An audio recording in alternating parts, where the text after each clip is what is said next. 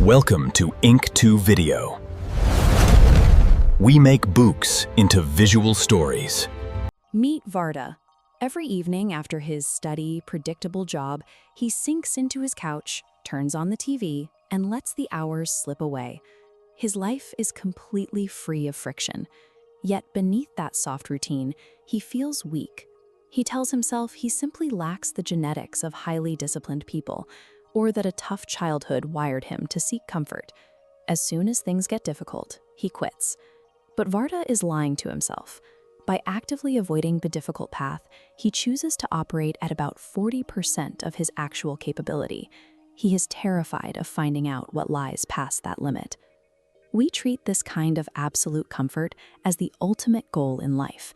In reality, it is a biological trap that guarantees chronic weakness and unfulfilled potential. Then Vardha reads about David Goggins. He went from being 300 pounds and deeply depressed to one of the toughest endurance athletes alive. Goggins doesn't preach about finding your passion. He teaches a brutal truth. Motivation is crap. It comes and goes.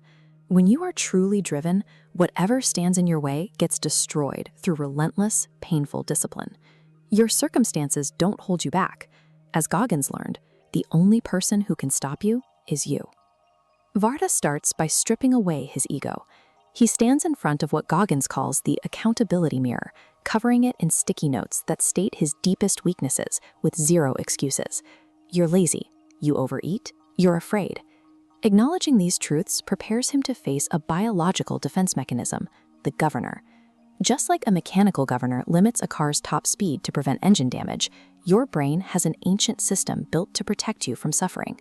When you start pushing your body, this governor floods your mind with a desperate desire to quit. It tells you that you are entirely depleted long before your muscles actually reach physical failure. That overwhelming feeling of total exhaustion is a neurological illusion. It is designed specifically to keep you safe, comfortable, and exactly where you are. Vardha tests this by going for a run. Exactly 10 minutes in, his legs begin to ache. His brain starts screaming at him to stop, go home, and eat a pizza. This diagram shows the conflict inside Vardha's head. The amygdala detects physical stress, triggering a panic state that demands an immediate stop. To keep running, he must rely on his prefrontal cortex, the logical center, which must be trained to override these primal signals. Refusing to quit in that moment of agony rewires the brain's command structure, forcing logic to take control over instinct. Knowing this, Vardha deploys the 40% rule. He logically recognizes his pain as a false alarm. His mind tells him he is finished, but he knows he is only at 40% of his true capacity. He forces his legs to keep moving for another 10 minutes. When the agony spikes again, he reaches into the cookie jar, reminding himself of 3 specific pastimes he refused to quit, using those memories of resilience as fuel to survive the current mile. Finally, he adopts the taking souls mindset. At the absolute peak of his pain, he actively increases his speed. He performs so intensely that he shocks his own self-doubt, proving he is the master of his body. By taking cold showers and waking at 4:30 every morning to tackle his hardest tasks, Vardha calluses his mind.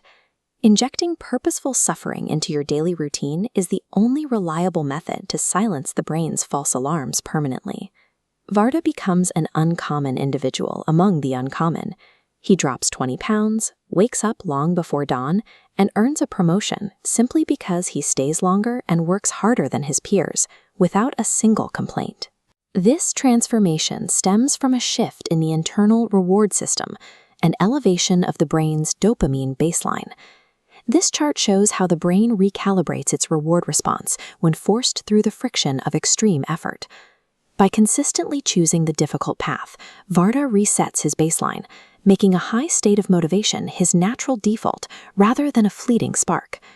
Sustained happiness, elite performance, and an unshakable drive do not come from a life of ease. They are biologically locked behind the doors of extreme physical and mental discomfort. Everything in life is a mind game. Whenever you feel swept up by life's challenges, realize that the barrier you are facing is constructed and sustained entirely within your own head. The absolute rule of this warrior state is simple. Do not stop when you are tired. You only stop when the objective is completely destroyed. Think about your own limits. Where is the 40% mark that you usually quit at? What would happen if you pushed 5% further today? Your comfort might just be a slow death. Identifying your artificial limits and actively choosing to push past them is the only way to take your life back. Don't just watch the story. Be part of it. Ink it. Imagine it. Live it with Ink2 Video. Like if it hit you. Subscribe to stay in the story loop. Share it with someone who loves visuals.